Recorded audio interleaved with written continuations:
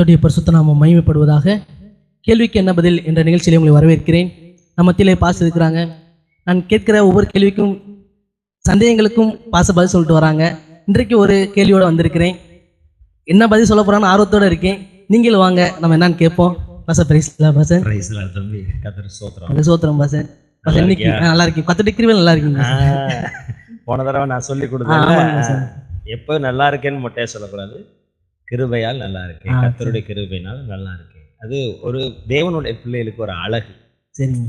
தேவனுடைய பிள்ளைகள் தேவனை சார்ந்து வாழ, சார்ந்து பேச, சார்ந்து கிரியை செய்யன்னு பழகணும். ஓகேங்க. அதுதான். சரி, நீ சந்தேகத்துக்கு கேள்வி கேளுங்க. கர்த்தருடைய வருகையில உயிர்த்தெழுதல் நடக்கும், மறுரூபமாக்கப்படுதல் நடக்கும், எடுத்துக்கொள்ளப்படுதல் நடக்கும் சார். சூப்பர். அந்த அப்ப கைவிடப்பட்டவர்கள் நிலை இருக்குங்க சார். அவங்களோட நிலைமை என்னங்க சார்? கைவிடப்பட்டவங்க ஒருத்தவங்க இருப்பாங்க. ஆமா, எடுத்துக்கொள்ளப்பட்டவர்கள் போக மீதி கைவிடப்பட்டவர்கள் ஒரு கூட்டம் இருப்பாங்க. அவங்களோட நிலை என்னங்க சார் இருக்கும்? அவங்களுடைய நிலை என்ன? நல்ல கேள்வி, பயங்கரமான கேள்வி. இந்த கேள்விக்கு நான் விடை சொல்றதுக்கு போறதுக்கு முன்னாடி ஒரு காரியம் சொல்றேன், நல்லா கவனிக்கணும். நீங்க அழகா அந்த கேள்வியை நல்லா காயின் பண்ணியிருக்கீங்க, பரவாயில்ல. என்ன அப்படின்னா, ஃபர்ஸ்ட் உயிர்த்தெழுதல் நடக்கும், மறுரூபமாக்கப்படுதல் நடக்கும், எடுத்துக்கொள்ளப்படுதல் நடக்கும்.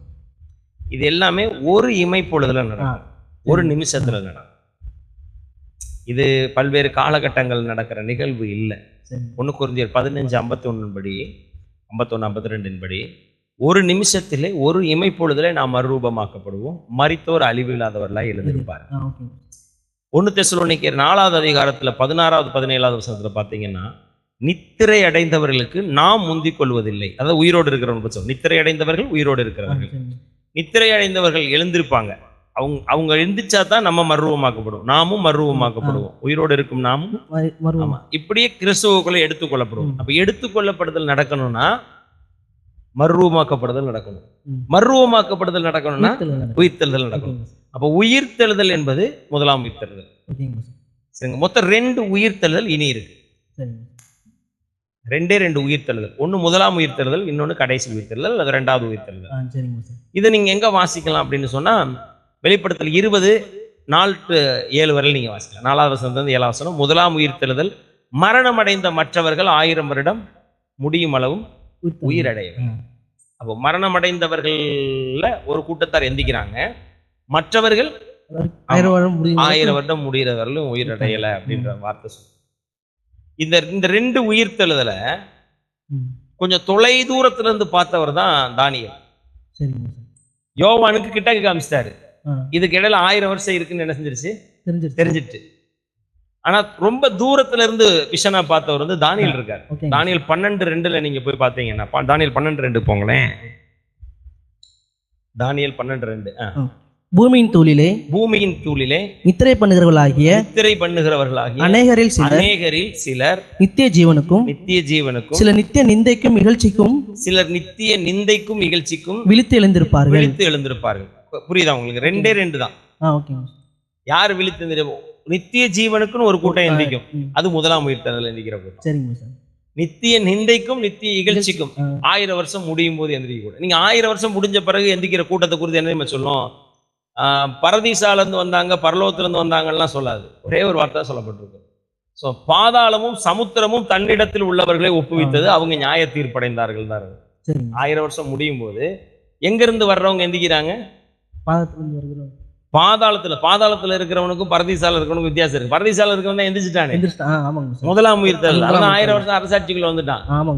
அவன் மரணத்தை ஏற்கனவே ஜெயமா விழுங்கிட்டான். ஸோ இப்போ இங்க 2 ரகசியம் வெளிப்பட்டுருச்சு. இப்போ நான் சொன்னதுல 2 சீக்கிரட்டை உடைக்கிறேன். நான் என்ன உடைக்கிறேன்? ஃபர்ஸ்ட் ஒன்று என்னன்னா, 2 உயிர்த்தெழுதல் தான் இனி நடக்க போகுது மனுஷனுக்கு. ஒன்று நித்திய ஜீவனுக்கான உயிர்த்தெழுதல், இன்னொன்று நித்திய நிந்தைக்கும் இகழ்ச்சிக்குமான உயிர்த்தெழுதல். இதுக்கு இடையில உயிர்த்தெழுதல் நடக்காது. இதுக்கு இடையில மனுஷனுக்கு என்ன கிடையாது? தேவனுடைய திட்டத்திலே கிடையாது. சரிங்களா? இதுக்கு இடையில எத்தனை வருஷம் இருக்கும்? 1000 வருஷம் இருக்கும். இது ஒரு சீக்கிரட். 2வது ஒரு விஷயம் நல்லா தெரிஞ்சுக்கிடுங்க, ரொம்ப முக்கியமான விஷயம் என்னன்னா, எப்படி பரிசுத்தவான்கள் சாவாமையும் அழியாமையும் தரித்துக் கொள்கிறார்களோ, அதே மாதிரி இந்த 1000 வருடம் முடிஞ்சதுக்கு பிறகு இருக்கு இல்லையா, அவர்களுக்கு ஒரு சரீரம் கொடுக்கப்படும். அந்த சரீரத்துல என்ன இருக்காதுன்னா சாவு இருக்காது. ஆனா அந்த சரீரம் நித்திய ஜீவனுக்குள்ள பிரவேசிக்காது, நித்திய நிந்தைக்குள்ள பிரவேசிக்கும், நித்திய இகழ்ச்சிக்குள்ள பிரவேசிக்கும். என்ன சொல்றது? அக்கினி கடல்ல தள்ளப்படும். சரிங்க. அப்ப அக்னி கடல்ல புடிச்சு தள்ளனா அதுக்கு ஒரு மேனி கர்த்தர் என்ன செய்யறாரு? தராரு. கொடுக்குறாரு. சரிங்க. எதுக்குரிய இப்ப நமக்கு வானத்துக்குரிய மேனி, பூமிக்குரிய மேனி. ஆமாங்க சார். நான் சொல்றது புரியுதுங்களா உங்களுக்கு? நட்சத்திரங்களுக்கு நட்சத்திரம் விசேஷித்திருக்கிற மேனி, சரிங்க. சூரியனுடைய மகிமை, சந்திரனுடைய மகிமை, இப்படிலாம் நம்ம பேசுறோம்ல. உயிர் தழுதல பரிசுத்தவான்களுக்கு இவ்வளவு வித்தியாசம் இருக்கிற மாதிரி அந்த பயவுகளுக்கும் உடம்பு கொடுக்கப்படும். ஓகேங்க சார். அது நரகத்திலே தள்ளப்படும். சரிங்க சார்.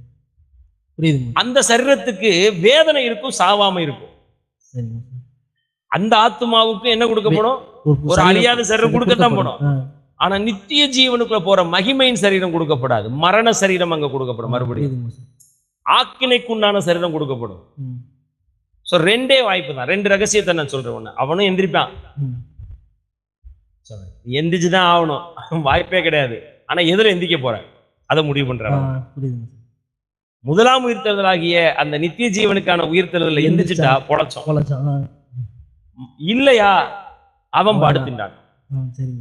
நீங்க மத்த லூக்கால சுவிசேஷத்துல நீங்க போனீங்கன்னா அங்கதான் அந்த கைவிடப்பட்டவர்கள் அப்படிங்கிறதும் ஏற்றுக்கொள்ளப்பட்டவர்கள்ன்றத பத்தியும் பேசுவார்.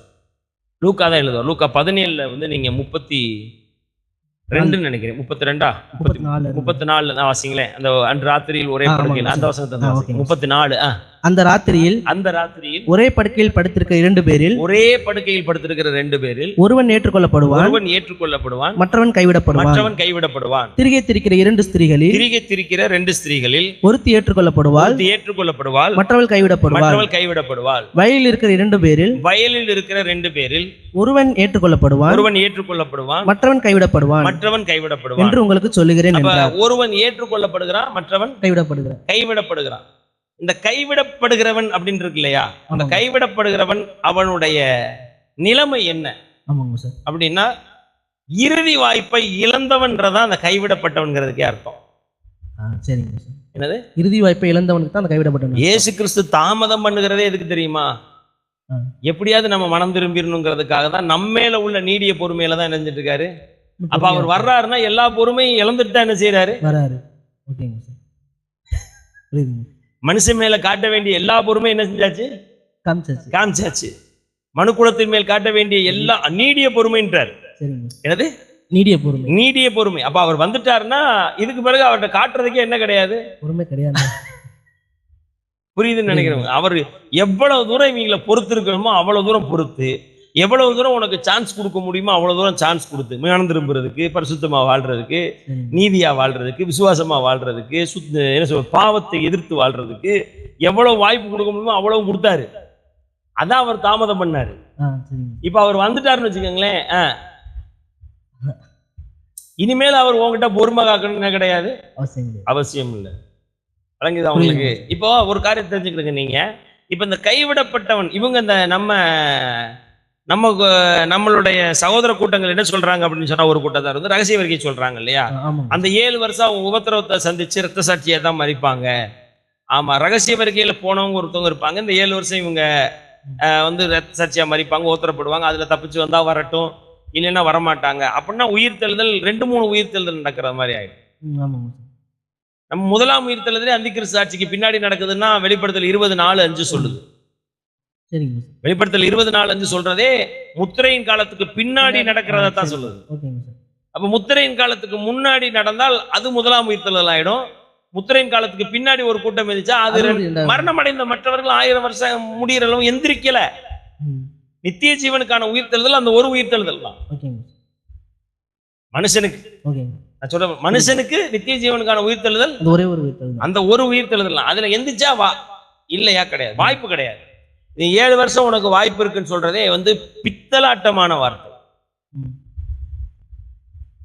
இப்போ அந்த ஒருத்தர் ஃபெயில் ஆயிட்டான்னு வச்சுக்கோங்களேன், அட்டெம்ப்ட் அடிச்சு நீ மறுபடியும் பாஸ் பண்ணி வரலாம் அப்படின்னும் போது அவனுக்கு தைரியமா ஃபெயில் ஆனாலும் ஒன்றும் தப்பு இல்லை, பயம் இல்லை அப்படிங்கிற நிலைப்புக்கு அவனை தள்ளும். நீங்க அப்படிப்பட்ட நிலைமையை இதை எடுத்துக்கிட கூடாது. எல்லாரும் சொல்லுவாங்க உபத்திரவ காலத்துக்குள்ள சவ போகும்னு சொன்னா எல்லாருமே உபத்திரவ காலத்தை நம்ம தான் சந்திக்க போறோம்லன்னு சொல்லிட்டு அது வரையிலும் பாவம் பண்ணுவான்ல அப்படின்னு. நான் என்ன சொல்றேன், சாவு எப்ப வரும்னு ஒருத்தனுக்கு தெரியாது. அந்திகிறிஸ்து எப்ப வேணாலும் வந்து தொலையட்டும். ஒரு மனுஷன் உண்மையாவே எதை நோக்கி ஓடிக்கொண்டிருக்கிறான்னா மரணத்தை நோக்கி ஓடிக்கொண்டிருக்கிறான். கிறிஸ்து வரும்போது உயிரோடு இருக்கிறவனுக்கு தான் அந்தி கிறிஸ்துவை எதிர்கொள்ற ஆமாங்க சார். சூழல் ஏற்படும். சரிங்க சார். மத்தவனுக்கு மரணம் எப்ப வேணாலும் வரலாம்ல. ஆமாங்க சார். அப்ப அவன் அந்த நேரத்துல தேவனை சந்திக்க ஆயத்தமா இருக்கணும்ல. மண்ணுக்குள்ள போனா எந்திக்கிறது தயாரா இருக்கான். அதுக்குதான் வாழணும். இவங்க என்ன சொல்லுவாங்கன்னா, இப்படி நம்மள்ட்ட சொல்லுவாங்க. நான் ஒரு காரியம் என்ன சொல்றேன் அப்படின்னு சொன்னா, நீங்க 7 வருஷம் வாய்ப்பு இருக்குன்னு சொன்னா அவன் வந்து தைரியமா தப்பு பண்ணுவான். ரகசிய வரிகள் நம்ம போகலைன்னா என்ன, பல்ல கடிச்சிட்டு ஒரு 7 வருஷம் தலைமறைவா எங்கிட்ட ஓடி வாழ்ந்துருவோம். நீங்க நம்ப மாட்டீங்க தம்பி. உபத்திரவ காலத்துக்குள்ள சபை போகும்னு நம்பின ஒரு பாஸ்டர், இப்ப அவர் நோமோர், அவர் இல்ல, இறந்துட்டாரு. நம்மள மாதிரி பேசுறவர் தான், நமக்கு தெரிஞ்சவர் தான். அவர் சில திட்டங்கள் வைத்திருந்தார். என்ன அப்படின்னா, மலையடிவாரத்துக்கு போய்விட வேண்டும், மலையில போய் பதுங்கி கொள்ள வேண்டும், 3 வருடங்கள் 6 மாதங்களுக்கு தேவையான உணவுப் பொருட்களை சேமிக்கிற அளவுக்கு நம்ம குடவுன்ஸ் ரெடி பண்ணணும், நம்ம வந்து 3.5 வருஷம் சேர்த்துக்கிட்டே வரணும், 3.5 வருஷம் முடியும் போது முதல் 3 வருஷம் 7வது மாதம் தொடங்கும் போது அந்த முதல் மாதம் இருக்குல்ல, அந்த பொருளை காலி பண்ண ஆரம்பிக்கணும். எப்போதுமே 3.5 வருஷத்துக்கு நம்ம ஃபேமிலிக்கும் நம்மளை சார்ந்த ஃபேமிலிக்கும் ஸ்டாக் பண்ண வைக்கணும்னு அவர் யோசித்து பிளான் பண்ணார். ஆனால் நீ நல்லா தெரிஞ்சுக்கணும், ஆனால் அவர் இப்போ நோமோர், அவர் இல்லை. ஆனால் அவர் நான் சொல்லுவேன், தேவனுடைய கிருபை இருந்தால் தான் உத்தரவ காலத்தில் ஒருத்தன் பரிசுத்தமாக வாழ முடியும். நம்ம எந்த திட்டம் போட்டாலும் நம்மளை யாரும், புரியுதா உங்களுக்கு? ஏன்னா கொள்வனை கொடுப்பனை இல்லைன்னா அப்போ நம்ம அதுக்கு முன்னாடியே நம்ம சேர்த்து வச்சுக்கணும். உணவு பதுக்கல் சட்டத்தில் போட்டு உள்ளே போட்டுருவாங்க. உணவை பதுக்கி வைப்பது குற்றம். பின்னாடி நல்ல வேலைக்கு போகும்போது விற்போங்கிறதுக்காக மலிவு விலையில் இருக்கும்போது பதுக்குறாங்கன்னு வச்சுக்கோங்களேன், அது குற்றச்செயல். வெங்காயம் வந்து சில நேரம் 100 ரூபா 150 ரூபாய்க்கு போகும். அப்போ விற்றுக்கலான்னு சொல்லிட்டு சிலர் என்ன பண்ணுவாங்கன்னா உள்ளே போட்டு காய விட்டுட்டு இருப்பேன், நல்லா வத்தட்டும். இன்னைக்கு 10 ரூபா 20 ரூபாய்க்கு போயிட்டு இருக்கு, இன்னைக்கு விற்றா லாபம் கிடையாது, உள்ள நம்ம எல்லாம் ஏற்றி விடுவோம். 100 ரூபாய்க்கு வரும்போது அப்படியே இது நல்ல லாபத்துக்கு பண்ணலான்னு நினச்சி பண்ணால் அது குற்றம். உணவு பதுக்கல்ங்கிறதே ஒரு குற்றம், நீங்கள் பார்த்து தெரிஞ்சுக்கணும். அது மாதிரி செய்ய முடியாது. அப்போ நான் இது எதுக்காக சொல்கிறேன், இப்போ நம்ம இந்த பேசுகிற காரியம் என்னென்னா, கைவிடப்பட்டுட்டா 7 வருஷம் வாய்ப்பு இருக்குங்கிறதே அவங்கள பாவத்தில் வாழ்ந்தாலும் தப்பு இல்லை, உனக்கு இன்னொரு சான்ஸ் கிடைக்குன்னு சொல்கிறது. ஆனால் வருகையில் அப்படி கிடையாது.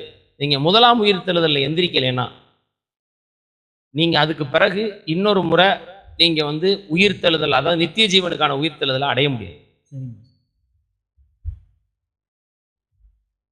நீ ஒரு முறை கைவிடப்பட்டு விட்டால் கைவிடப்பட்டது, அதுக்கு பிறகு உனக்கு நரகம் தான். சோ இப்படி இவைகள் எல்லாம் அழிந்து போகிறவைகளா இருக்கிறபடியால் நீ எப்படிப்பட்ட பரிசுத்த நடக்கை உள்ள, இதை மட்டும் தான் நீ நம்பணும். எனக்கு இலக்கு முதலாம் உயிர்த்தெழுதல்ல போகணுங்கிறதான் இலக்கு. கைவிடப்பட்டு 7 வருஷம் வாய்ப்பு இருக்குன்னு நம்பி தொலைஞ்சேன்னா நாசமா போயிருவேன். இவங்க நம்ப வைக்கிறதே, நான் ஏன் இதை கத்துறோம், ஏன் இதை கட்டிந்து பேசுறோம் அப்படின்னா, டே பைத்தியார பயிலா அப்படி சொல்லாதீங்கடா, அப்படி சொன்னா அவன் நிர்விசாரமா வாழுவான். அந்த நிர்விசாரமாய் வாழுகிறவனுக்கு வராரு பாருங்களேன், அதுதான் திருடனை போன்றவர்கள். இவன் ஓத்துற காலத்துக்கு முன்னாடி வரான்னு கூவுறான் பாரு, தன் மானம் காணப்படத்தக்கதாய் நிர்வாணமாய் நடவாதபடிக்கு தன் வஸ்திரத்தை காத்துக்கொள்கிறவன் பாக்கியவான், இதோ திருடனை போன்றவர்கள். இவன் 7 வருஷம் வாய்ப்பு இருக்கு நிர்விசாரம் நடக்க தொடங்கினா அவனுக்கு வராரு பாரு, அதான் திருடனை போன்றவர்கள். அடுத்த ரகசியத்தை உடைக்கிறோம். புரியுதா உனக்கு? அடிக்கவும் உடன் வேலையாட்களை துன்பப்படுத்தவும் தலைப்பட்டு வெறியரோட புசிக்கவும் தலைப்பட்டால் இன்னொரு வாய்ப்பு இருக்குன்னு அவன் அப்படித்தானே செய்யணும். இதுல சில என்ன சொல்றது வேணாம், ஆனியன்ஸ், சில ஆனியன்ஸ் பேசுறத கேட்டீங்கன்னா ரொம்ப கஷ்டமா இருக்கும். என்னன்னா, நாங்க முன்னாடி போறோம், நீங்க பின்னாடி வாங்க. முன்னாடி நீ கல்றைக்கு வேணா போவ, ஆனா எனக்கு முன்னாடி நீ எந்திக்க மாட்டேன். ஓத்துற காலத்துல நீ செய்ய மாட்டேன், ஓத்துற காலத்துக்கு முன்னாடி வாய்ப்பே இல்லை. நான் எந்திரிச்சாதான் நீ எந்திப்ப, எனக்கு வசனம் தெரியும். நாங்கள் முன்னாடி போறோம், நீங்க வேணா லேட்டா வாங்க. அந்த லேட்டான்ற வாய்ப்புக்கே கிடையாது. நீ வருகையில நீங்க உங்க பாசையில ரகசிய வருகைன்னு ஒண்ணு சொல்றீங்க, உயிர்த்தெழுதல் நடக்கிறத அன்னைக்கு நீ கைவிடப்பட்டேன்னா கைவிடப்பட்டதா. இன்னொரு சான்ஸ் உனக்கு, இன்னொரு வாய்ப்பு கிடையாது, கிடையாது, கிடையவே கிடையாது. இதை இவங்க முதல்ல புரிஞ்சுக்கிடணும். இங்க 10 கன்னிகைகள் மத்திய 25 நீ வாசிக்கிறீங்கல்ல, 10 கன்னிகைகள் மனுஷகுமாரனுக்கு மணவாளனுக்கு எதிர்கொண்டு போக புறப்பட்டாங்கன்னு வாசிக்கும் போது 5 பேர் புத்தி உள்ளவர்கள், 5 பேர் புத்தி இல்லாதவர்கள். இந்த அவங்க என்ன கொண்டு போனாங்க அதெல்லாம் தெரிஞ்சது, அதை விட்டுருவோம். நம்ம ஒரே ஒரு காரியத்தை சொல்லி முடிக்கிறேன் நான். அந்த 5 பேர் என்ன வாங்க போனாங்கல்ல, ஆமாங்க சார். மணவாளன் வந்த உடனே ஆயத்தமாய் இருந்தவர்கள் 5 பேர் போயிட்டாங்கல்ல. ஆமாங்க சார். அந்த 5 பேர் நிர்விசாரமாய் இருந்தவங்க கைவிடப்பட்டாங்களா? ஆமாங்க சார். இப்ப அவங்கள கைவிடப்பட்டவங்கன்னு சொல்லலாமா? ஆமாங்க சார். அவங்க அவங்க இல்ல, ஆமா, ஏற்றுக்கொள்ளப்படல. ஏற்றுக்கொள்ளப்படல. ஆமாங்க சார். கல்யாண வீட்டுக்கு போய் கல்யாண கதவும் அடைச்சாச்சு. ஆமாங்க சார். சரி, 7 வருஷம் கழிச்சு இவங்க வந்து தட்டுறாங்க இவங்க பாசையிலே. புரியுது புரியுது. என்னது, மணவாளனே ஆ, நாங்களும் கன்னியேல் தான், எங்களுக்கும் திறக்க வேண்டும் சொல்றாங்க. யாரு? அவங்க கைவிடப்பட்டவர்கள். ஆ, அப்ப என்ன சொல்லணும்? மிகுந்த தேடலோடு எண்ணெயை வாங்கி வந்த என்ன லேம்பாயில்களே உள்ளே வாருங்கள் கூப்பிட்டாரா? இல்லைங்க சார். என்ன சொன்னாரு? வாரியன்னு சொல்றாரு. வாசிங்களே, மத்தேயு 25 நீங்க போய் வாசிங்களே. 10வது வசனம் வாசிங்க, 11வது வசனம் வாசிங்களே. பின்பு ஆ. மற்ற கன்னிகைகளும் வந்து 5 பேர் வந்து, ஆண்டவரே ஆண்டவரே ஆண்டவரே ஆண்டவரே எங்களுக்கு திறக்க வேண்டும் என்றார்கள். எங்களுக்கு திறக்க வேண்டும் என்றார்கள். அதற்கு அவர் உங்களை அறியேன் என்று மெய்யாகவே உங்களுக்கு சொல்லுகிறேன் என்ன என்றார். சொன்னாரு? உங்களை அறியேன்னு சொல்லிட்டாரு. உங்களை எனக்கு தெரியாதுன்னாரு. இவங்க என்ன சொல்றாங்க? அப்ப கைவிடப்பட்டவருடைய நிலை என்ன? கைவிடப்பட்டதாங்க சார். தெரியாது. கைவிடப்பட்டதுதான். திரும்ப நீ சேர்த்து கொள்ளப்படுவேன்னு பேசினாலே என்னைய பொறுத்தளவு துருபதேசம்.